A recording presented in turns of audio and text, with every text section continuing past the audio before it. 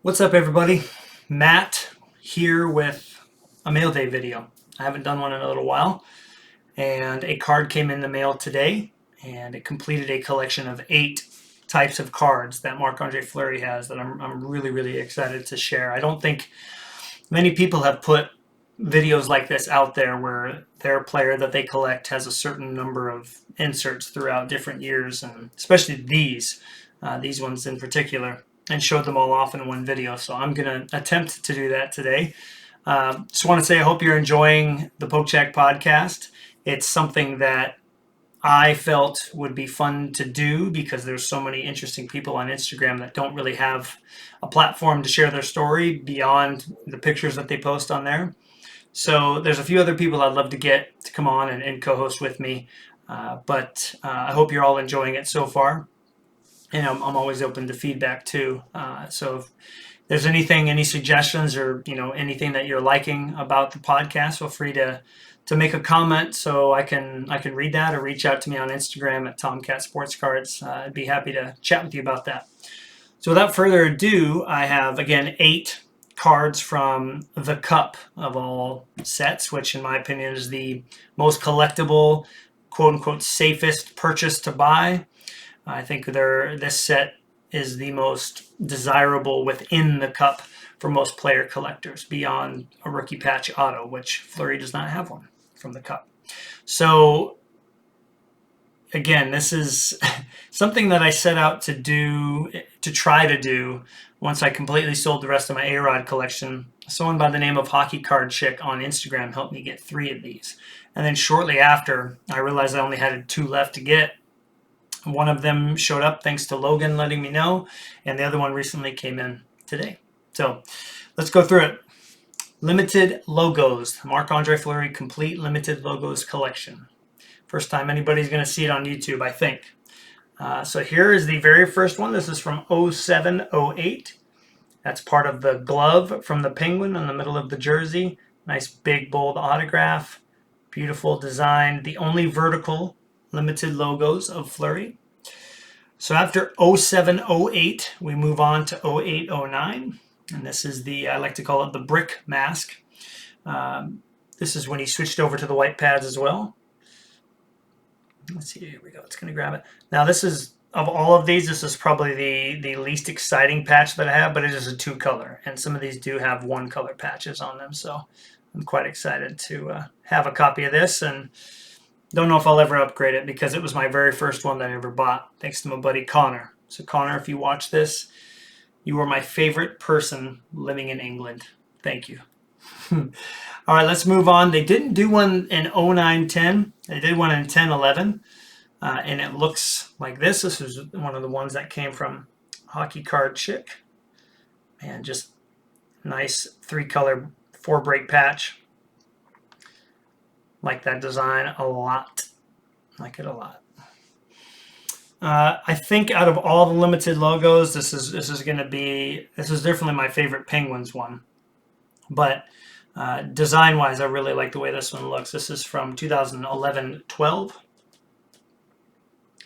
He's got that awesome Winter Classic setup going. I think the only thing that would make this even better is if it was an actual Winter Classic jersey piece. But that was solved. This is number 5 in the 2012-13 because he is in his Winter Classic jersey setup, and the patch is from the Winter Classic patch.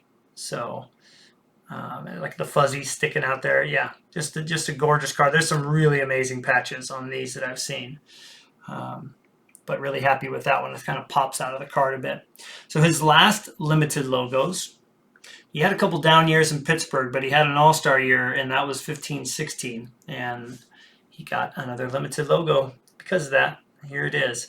And this was the first one that I posted from hockeycardchick that came in, and a lot of people seem to enjoy this one the most. So don't know if that's because it's the best designed one of them all, but that one got a lot of love. Great picture, too, of Fleury on that one. So the first of 2 Vegas Knights limited logos that he got was from 17-18, and it looks just like this.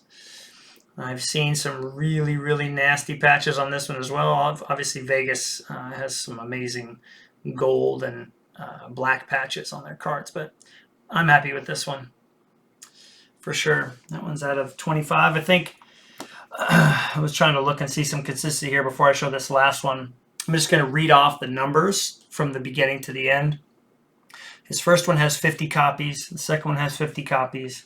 Third one, fourth one, so all the first four all have 50 copies, but this one, the Winter Classic one, it only has 30 copies. And then the one after that, this one has 50 copies right here. And then this one right here only has 25. And I know it's not consistent. Different players have different numbers. And then from the most recent The Cup release, and this is just a beautiful card, and they didn't put limited logos in the listing, so I definitely lucked out with that.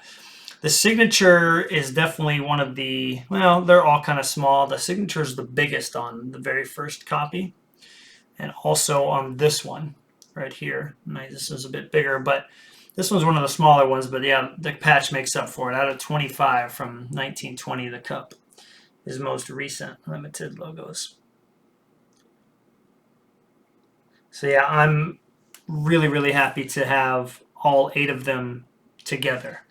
To have a complete collection of limited logos of any player that you collect is a really tough task to accomplish. And yeah, I have to say that I'm pretty excited to have them all. I'm looking forward to taking a picture and sharing it with the community that, was a big part of putting them together.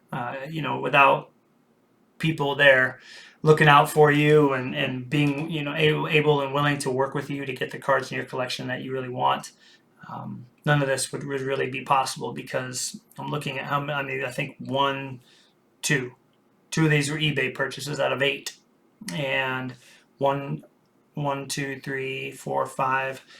5 of them came from Instagram. The other one came from a Facebook group. So connections are everything in the hobby, and I can guarantee that if you're trying to find specific cards that aren't one-of-ones that are probably already in collections, the best way to find those cards is to network and reach out to people that can help you. So I hope you all are having a great start to your week.